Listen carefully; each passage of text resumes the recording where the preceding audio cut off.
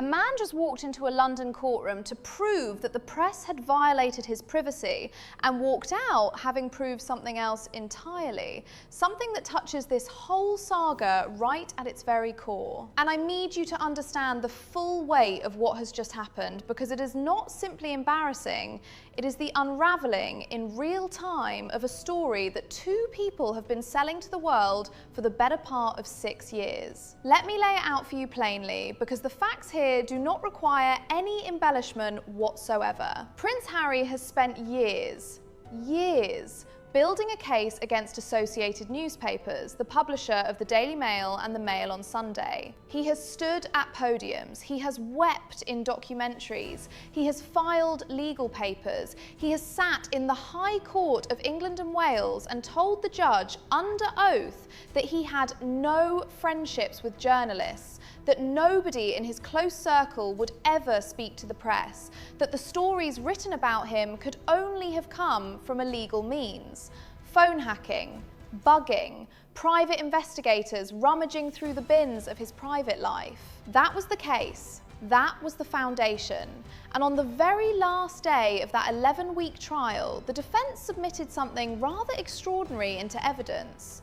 His own Facebook messages to a journalist at the Mail on Sunday. Messages in which he called her sugar, signed off with moi and strings of kisses, referred to their movie snuggles, and merrily recounted a weekend of naughtiness in the countryside as being, without doubt, the best of those weekends he had ever attended. One simply does not know where to begin. Now, I want to be scrupulously fair here, because that is what serious commentary requires.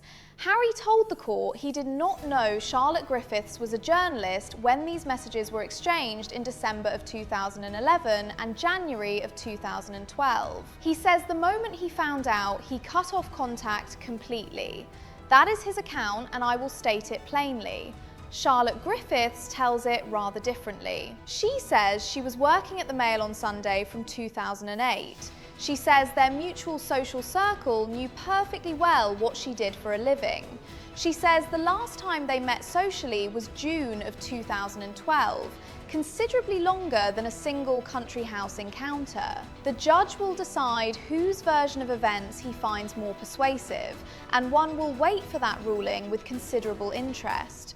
But here is the rather telling thing.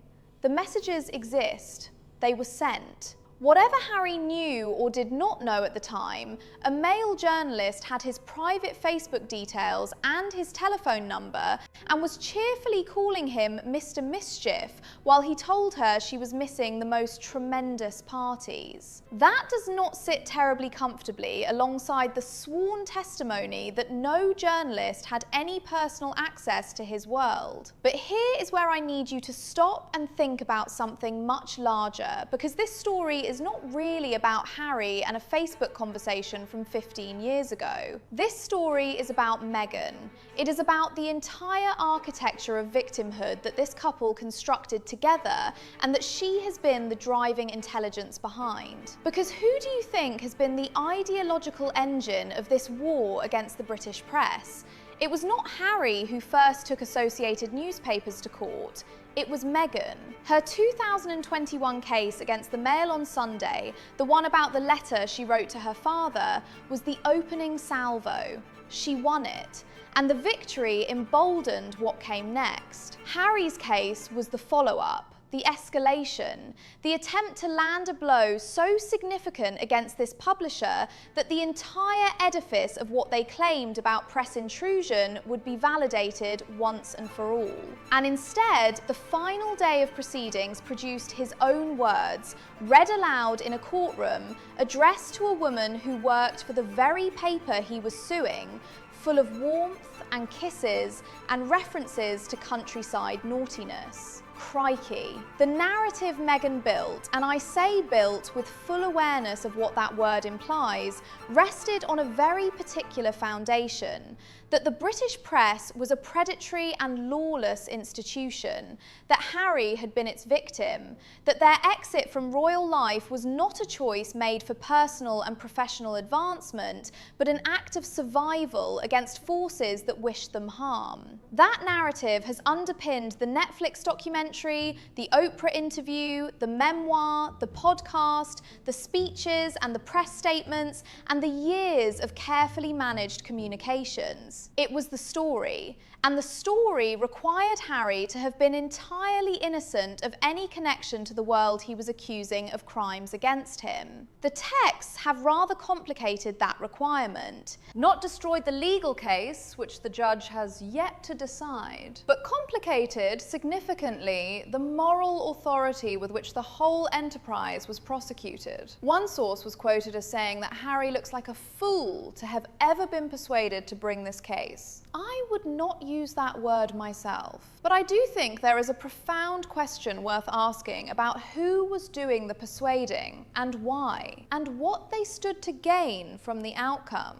Because Harry on his own, the Harry who once happily told a male journalist she had missed a good party, who signed off his messages with mwah and multiple kisses, does not look much like a man nursing a principled and pre-existing grievance against that particular newspaper. He looks rather like a man who was, at some point, perfectly comfortable moving through the world on its own cheerful terms. Until he wasn't. Until everything changed. Until the story became what it has become.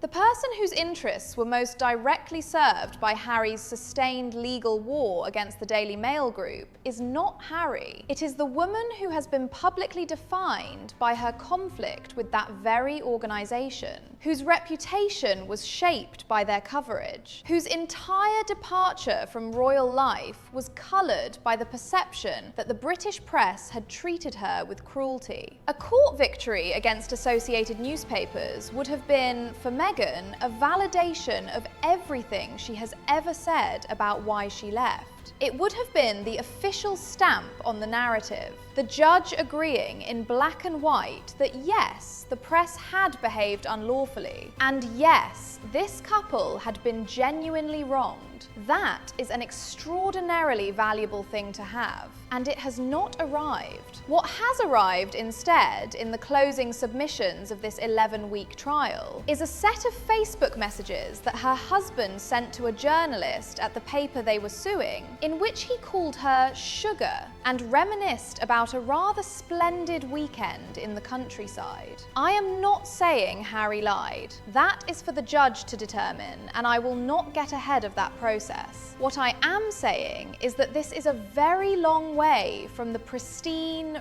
wronged, press-hounded figure that the Sussex narrative required him to be. And the distance between that required figure and the man who emerges from these messages is, I think, rather significant. The whole story told from Montecito depended on a particular version of Harry. A Harry who was always the quarry, never a willing participant in the social world of journalists and parties and countryside weekends and Facebook friendships. These messages suggest that version of Harry was, at the very least, somewhat simplified. One might even say curated. And that word, curated, brings me back to where this whole sorry chapter began. Because curating is what has been done, professionally and at considerable expense, to the Sussex story from the very beginning. Every interview, every documentary, every carefully placed article, every legal action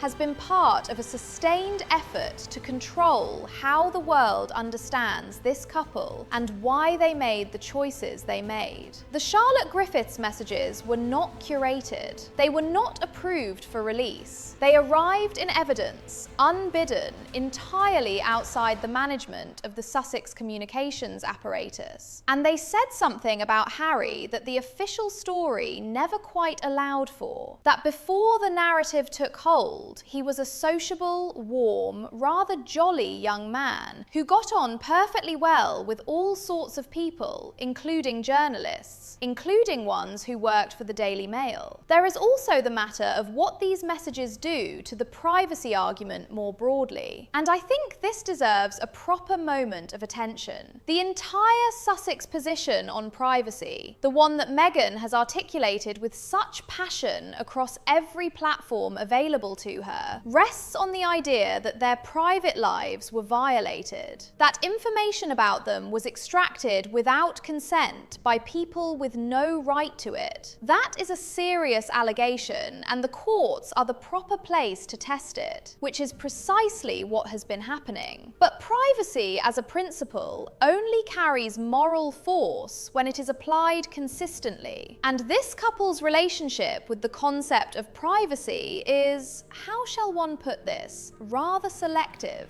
Harry gives speeches about the dangers of social media to children, while Meghan posts videos of those same children on her Instagram. They demand the press leave their family alone, while simultaneously selling their family story to Netflix. They speak of violated boundaries while operating a lifestyle brand built on the deliberate blurring of the private and the public. And now, at the climax of Harry's great legal campaign for privacy, the most revealing document in the courtroom turns out to be a series of his own cheerful messages to a woman at the paper he was accusing of crimes. There is something almost theatrical about the irony of that. Not funny theatrical, more the kind of theatrical that makes you set down your cup very quietly and stare at the middle distance for a while. Britain has a very good nose for the gap between the story and the truth. We have always had. It is part of what makes this country what it is. We are not easily taken in. Not for long. Not when the evidence begins to pile up on the other side of the argument. And the evidence has been piling up for quite some time now. A Variety investigation, a Met Gala exclusion, Netflix falling silent, Hollywood cooling, and now a High Court trial that was meant to vindicate everything, ending its final day with the defendant's barrister reading the plaintiff's own love letters to a male journalist into the public record. Mark my words, when the history of this particular chapter is written, the word sugar is going to feature rather more prominently than anyone in Montecito would have chosen. The Crown carries on regardless, as it always does, as it always will, built on something far more solid than any story that requires this much maintenance to keep standing.